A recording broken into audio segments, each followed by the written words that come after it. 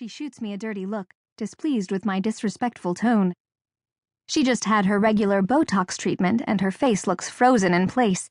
Nothing moves, wrinkles, or reveals any kind of emotion whatsoever.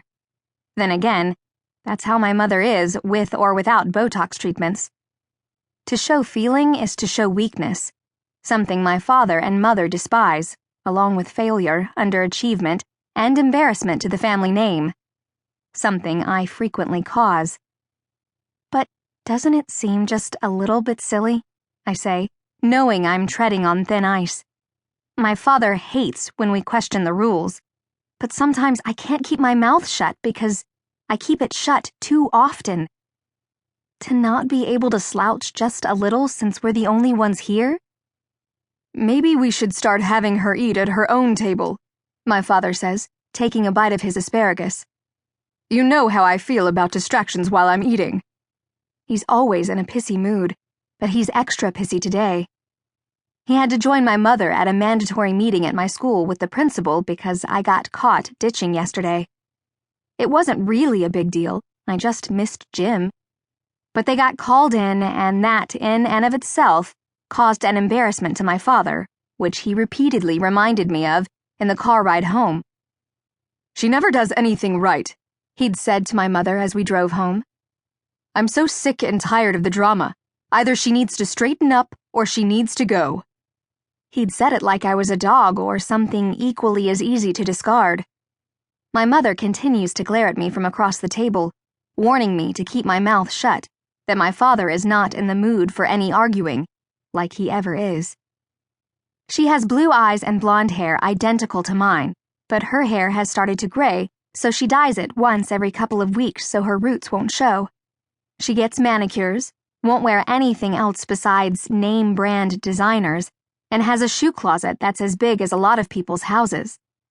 She likes her expensive wine and, of course, her medication. I hope to God I don't grow up to be her.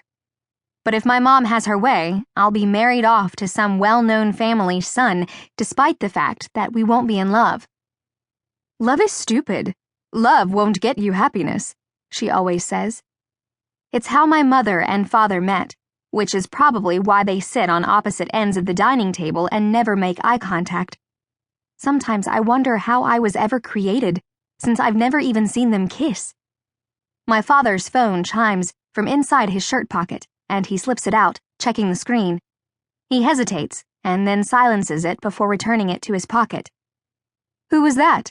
My mother asks, even though she already knows. We all do, even the maids. Business, he mutters, and stuffs his mouth with asparagus. Business is his 24-year-old mistress, who my mother knows about but won't ever say anything to my father about. I overheard her talking to her mother about it, and they'd both agreed that it was a sacrifice of her luxurious life. My mother acted like it was no big deal, but I could hear the hurt in her tone then, like I can spot agitation in her eyes now. I think it makes her feel like she's losing her beauty and youth, since she's getting older, grayer, and the wrinkles are starting to show. Well, will you please tell business not to call at the dinner table? She stabs her fork into her chicken. And Lila, I will not warn you again. Sit up straight or you will go to your room without dinner. You're going to end up with a hump on your back and then no one will ever want you. I really think we should reconsider sending her to that boarding school in New York that you sent Abby to, my father says without looking at me. He straightens his tie and takes a bite of food. Actually, I think we should. I don't want to have to worry about raising her anymore. It's too much drama, and I don't have the patience for it. Now, Douglas, I don't think we need to send her that far away, my mother says, letting the mistress call go like it's as easy as popping one of the pills she takes every morning. It's almost the same conversation they have every single night. My dad says, "Hey, let's send her away," to which my mother replies, "Now, Douglas." She's been getting into too much trouble, my father grimaces, cutting his chicken. Skipping school to go shopping and hanging out with people who aren't up to our standards.